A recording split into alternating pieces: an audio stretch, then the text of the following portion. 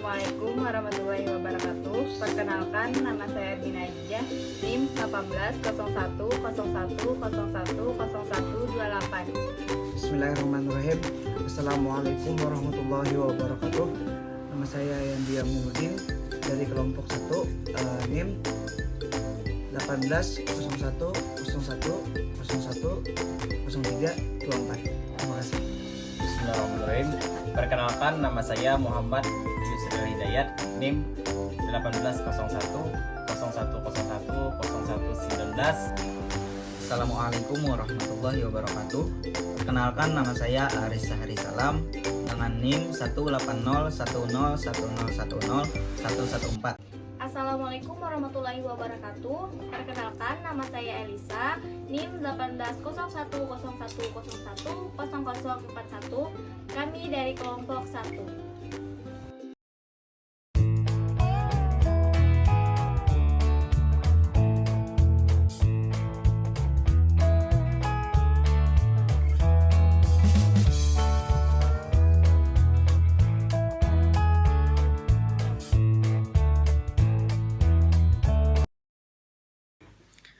Assalamualaikum warahmatullahi wabarakatuh.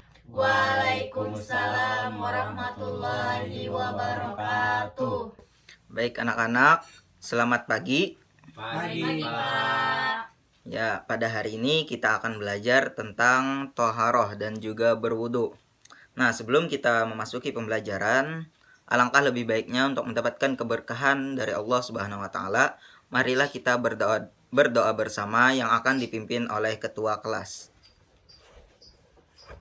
Bismillahirrahmanirrahim. Raditu billahi robba wa bil islami dina wa bi muhammadin nabiyya wa rasula. Rabbi zidna ilman warzuqna fahman.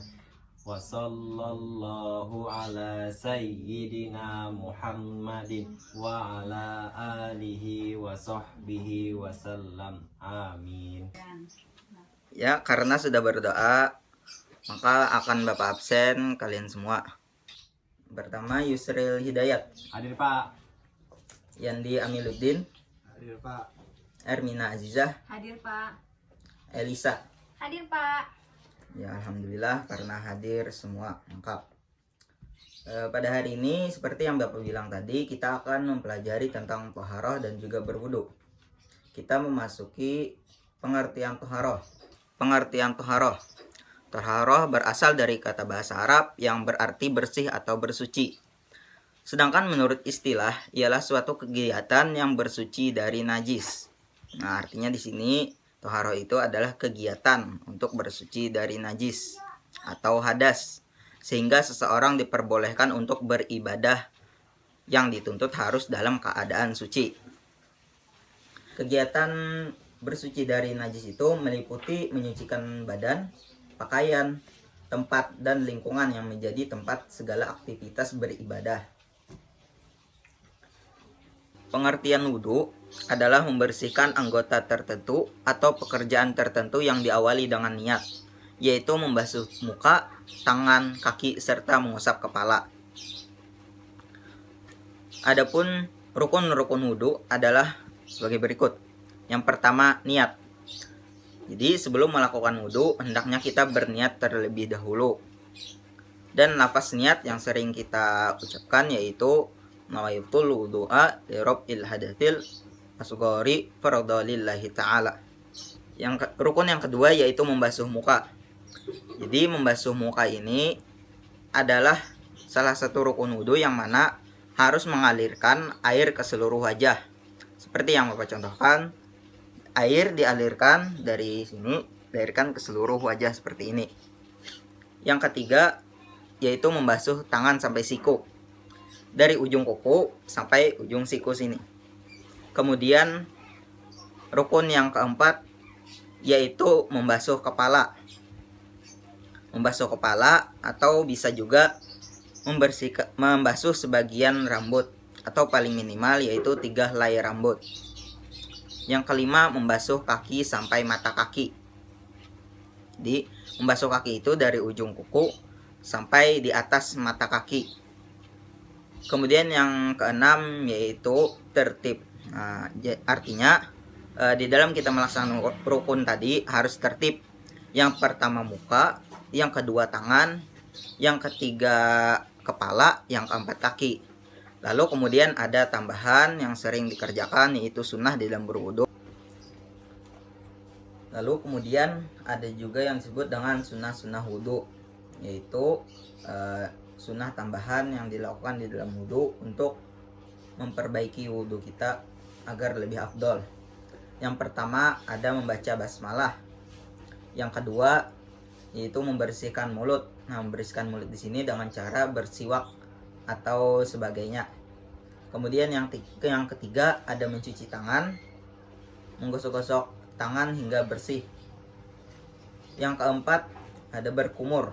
Nah, berkumur di sini dianjurkan 3 kali berkumur. Kemudian setelah berkumur yaitu intinsyak, memasukkan air ke dalam hidung. Ini juga dilakukan sebanyak 3 kali. Yang kemudian membasuh seluruh kepala. Selanjutnya ada membasuh telinga. Nah, membasuh telinga ini dianjurkan setelah membasuh kepala dari wudhu tadi, dari rukun wudhu. Setelah tangan yaitu kepala, lalu setelah kepala ialah telinga. Nah, setelah itu baru kaki. Kemudian sunnah selanjutnya yaitu membasuh rukun-rukun wudhu tadi sebanyak 3 kali. Artinya membasuh muka 3 kali, kepala 3 kali, muka 3 kali, tangan 3 kali, kepala 3 kali, telinga 3 kali, dan selanjutnya kaki 3 kali. Yang kemudian yaitu mendahulukan anggota yang sebelah kanan. Nah, itulah tadi yang termasuk ke dalam sunnah-sunnah dalam berwudu. Selanjutnya yang hal-hal yang membatalkan wudu. Yang pertama keluar angin. Yang kedua hilang akal. Yang ketiga memegang kemaluan. Yang keempat memegang lubang. Yang kelima bersentuhan kulit laki-laki dan perempuan. Nah, jadi sampai di sini saja pembahasan kita pada hari ini. Apakah dapat dipahami anak-anak? Bisa, Pak. Nah, kalau sudah paham, kemudian Bapak akan menanyakan pertanyaan-pertanyaan yang sudah Bapak siapkan. Pada pertemuan kali ini kita menggunakan true or false. True or false. Nah, jadi ketika Bapak menyatakan suatu pernyataan, kalian menjawab benar atau salah. Nah, Menggunakan kartu ya, Pak? Iya, menggunakan kartu. Sudah siap anak-anak? Siap, Udah, Pak. Pak. Ya, pertanyaan yang pertama. Rukun wudhu ada 7. True or false? False. Yandi? Ayo ngapain Yandi? Benarkah Yandi? Salah. Oke, pertanyaan yang kedua. Apakah buang angin termasuk dalam membatalkan wudhu? True or false? True. Ya, berarti Yusril sendiri ya. Pertanyaan yang ketiga. Hukum melaksanakan wudhu adalah sunnah. True or false? False. Ya, sekarang Elisa yang sendiri. Kemudian pertanyaan yang keempat. Berbicara saat berwudhu hukumnya makruh. True or false? True. Oke, sudah cukup. Nah, tadi pertanyaan yang pertama kan rukun wudhu ada 7. True or false? Jawabannya adalah benar. Jawabannya adalah salah. Jadi yang menjawab benar tadi Yandi. Nah, jadi rukun wudhu itu ada 6. Kita mengulang lagi. Yang pertama ada niat. Yang kedua ada membasuh muka. Yang ketiga ada membasuh tangan. Yang keempat ada membasuh kepala. Dan yang kelima ada membasuh kaki. Dan yang keenam adalah tertib. Nah, untuk pertanyaan kedua, apakah buang angin termasuk dalam membatalkan wudhu? Jawaban Yusril tadi salah ya. Jadi membuang angin itu termasuk ke dalam hal-hal yang membatalkan wudhu. Selanjutnya pertanyaan yang ketiga, hukum melaksanakan wudhu adalah sunnah. Nah itu jawabannya yang benar adalah salah. Jadi wudhu itu hukumnya fardu atau wajib yang dilakukan untuk melaksanakan ibadah supaya bersuci dari hadas kecil.